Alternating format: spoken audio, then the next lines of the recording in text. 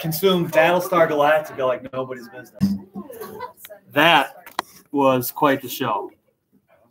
Battlestar. Does anyone like sci-fi? Battlestar Galactica is where it's at. Oh yeah.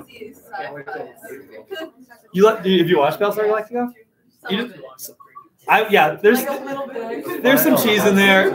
I had a hard time kind of like getting through the first couple of episodes, but then once it found its rhythm, it was really good. It was effective. Starbuck, what is she gonna do?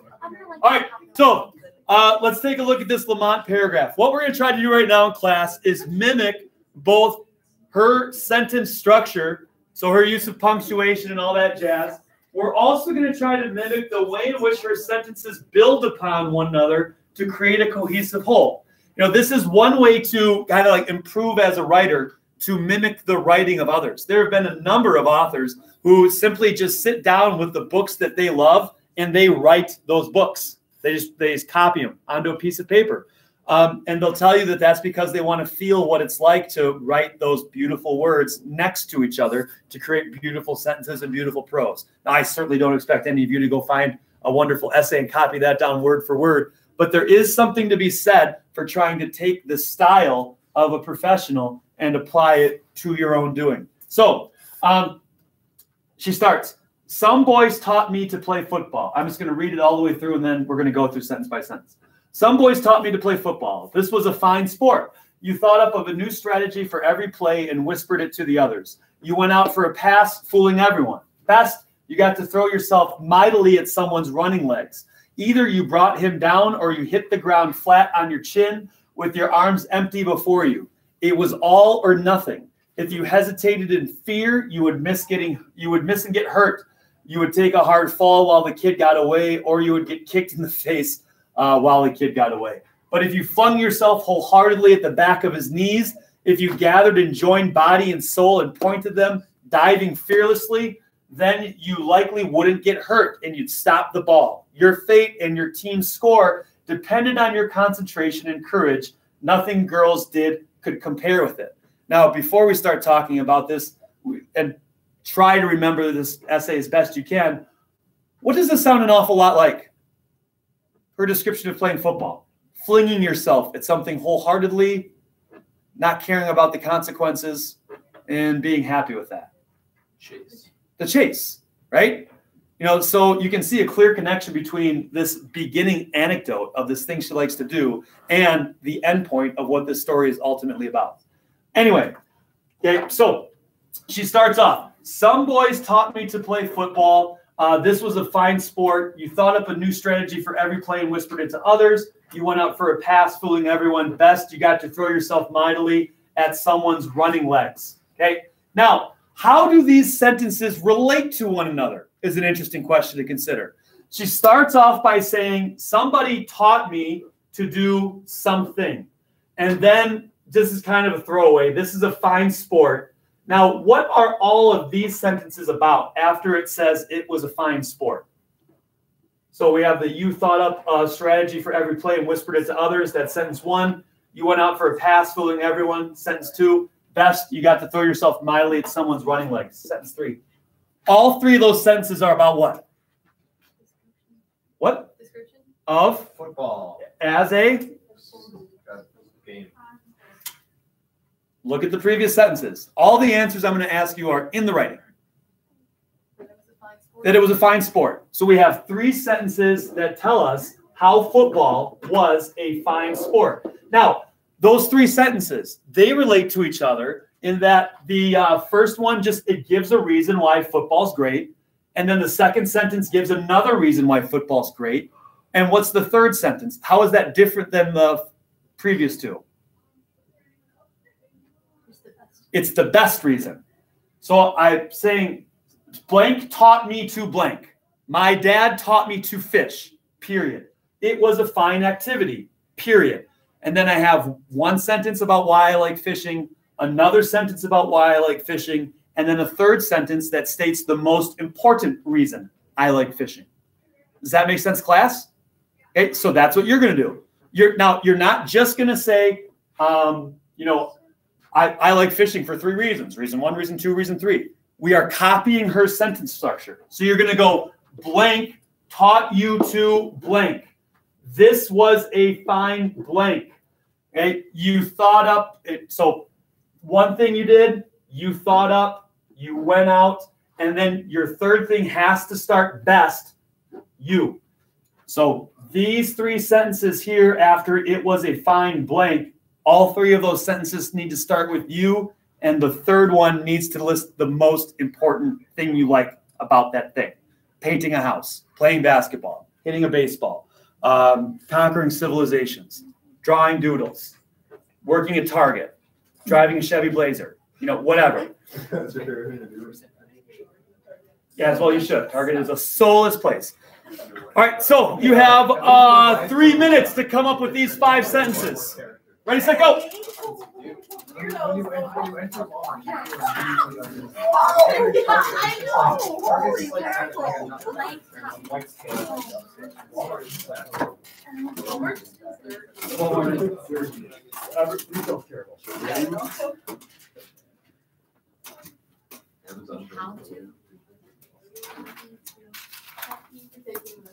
Nobody's taking it.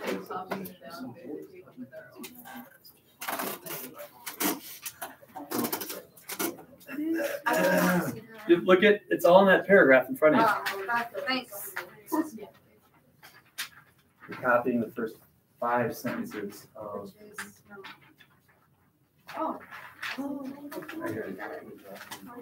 No, I mean, it's like.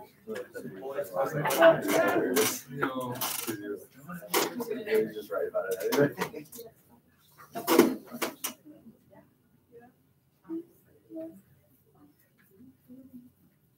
What if your mom sabotaged? Doesn't have to be about your mom. Could be anything. Whoever. I don't know if your mom's so.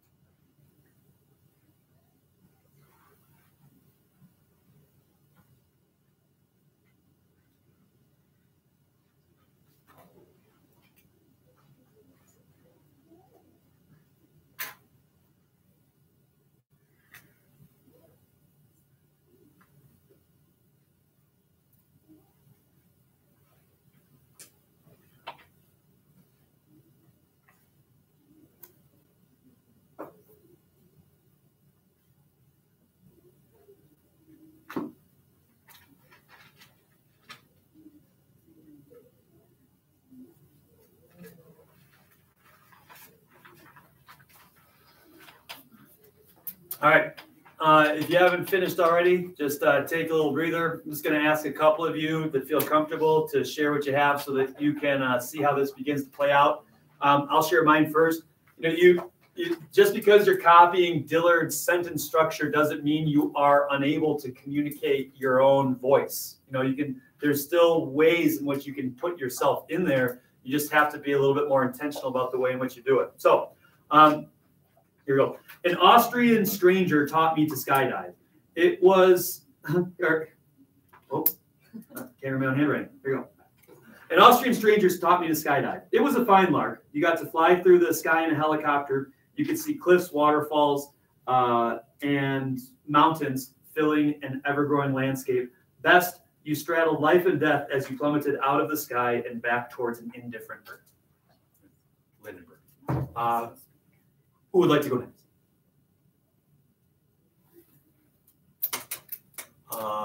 Popcorn.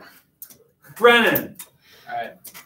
Some people taught me to slalom. This was a fine activity. You get to feel your muscles burn as you slash across the wake. You go out and make it as daring as you want. Best, you get to challenge yourself to cut the wake hard to where you almost slap the water. Propel yourself forward. Yeah. Yep.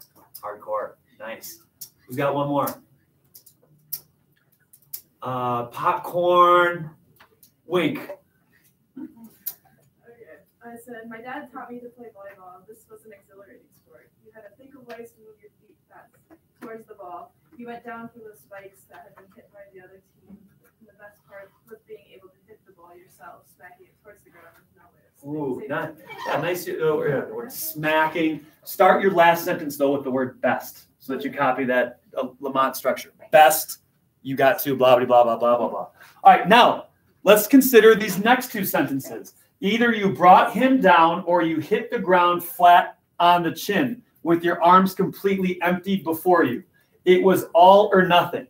What are these two sentences describing? How do they relate to the sentences or sentence prior?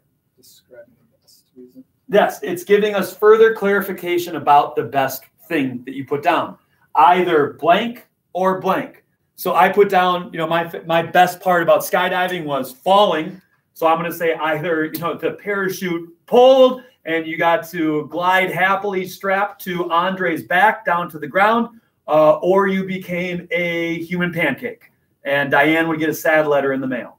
And I put that in there because that's my voice. I was snarky, trying to be sarcastic and humorous. So human pancake, making light of the fact that I would die, my mom getting a sad letter in the mail, that would devastate her. Miss Wink, you are going to write about here you getting to hit the ball. Either you get to smack it down on the ground and you let out a primal scream, or somebody blocks it and you feel really, really bad.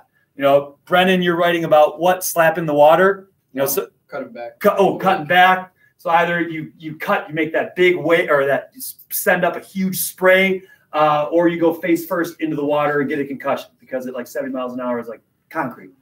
Okay, so whatever that last reason is, I get your either. Either you blankety blank blank blank or blankety blank blank blank.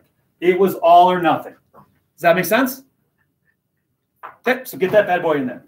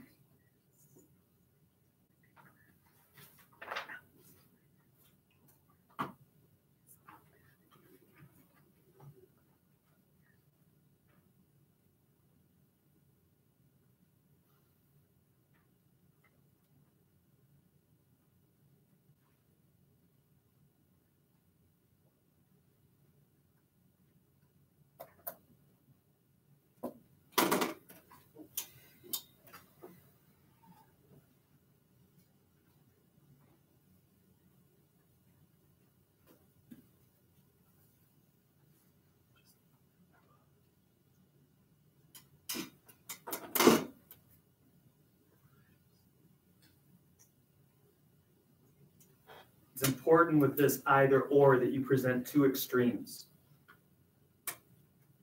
for what happens later.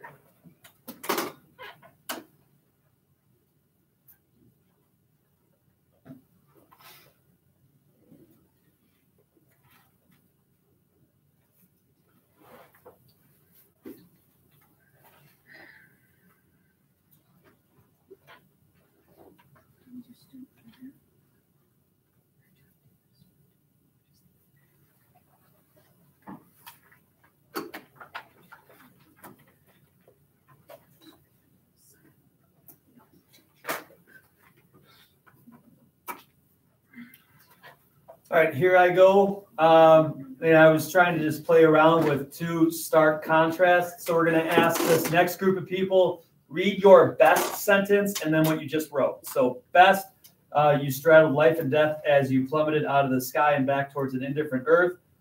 Either you pulled the chute and enjoyed a picturesque leisurely descent, or your mom got to bury her oldest son. It was all or nothing. So, yeah, just playing with both ends of that spectrum there. Pilotich, start with your best sentence. Okay. Best, you get to score baskets to help your team. Either you hit the shot or miss it, leading you to gain no points, basket empty. Okay. Miss Mangine, read yours. Best, baking with my grandma gave me beautiful memories to last a lifetime. Either you completely botch up the recipe and create a disgusting, unedible dish, or you end up making the world's most delicious pie. All right, wonderful. And Mr. Shader.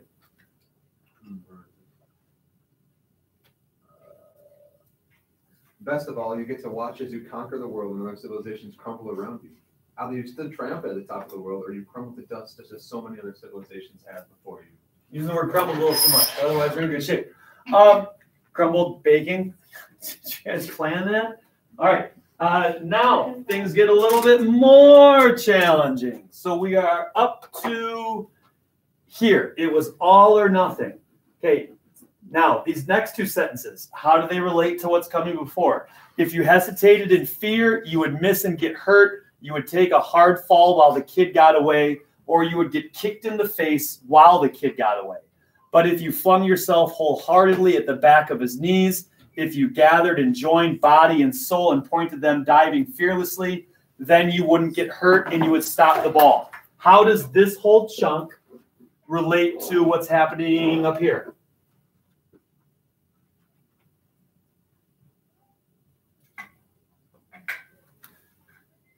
It's giving you additional description of how whatever it is you're talking about is.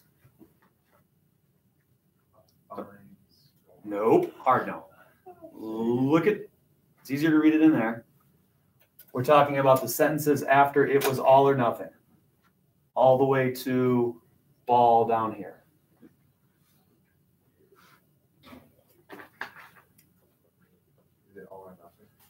It's giving you more information about how it is all or nothing. Right? So it's giving you more specific details about how this best part you're talking about is all or nothing. What word do you see repeated throughout this little chunk? The word you? Yep. There's one other word. Two-letter word. If you. Yeah, but if you do this, if you do this, if you do this, then this thing down here. And that repetition of the if gives you a sense of building something. So it's not like you're just throwing reasons out there against the wall and hoping that they stick. By reusing the word if, you're like, if I do this and this and this and this, then this thing happens over here. So it's this culmination of a larger process. And the larger you can make that process, the more important whatever it is you're writing about will sound. So your homework for tomorrow is to copy the sentence structure of this bad boy down here. So we've made it up through this moment. So you're going to copy the sentence structure of the next several sentences, making sure you're using the word if. Notice how she talks about how it's nothing. So we talk about the bad part first, and then we talk about the good part second. And then you're on your own when it comes to figuring out what's going on with these last couple of sentences and relating it to the sentences prior. So you need to finish out writing your own version of this Lamont paragraph. That is due on Monday. Does that make sense? You got a good start, and you're only on your own for a little bit. So there you go. Hold on a second. Watches. 10 seconds left in class. 5, 4, 3, 2. Boom. There it is. Time. Just got to watch. Yeah. Yep. Do it later. That we're gonna start that next week. It takes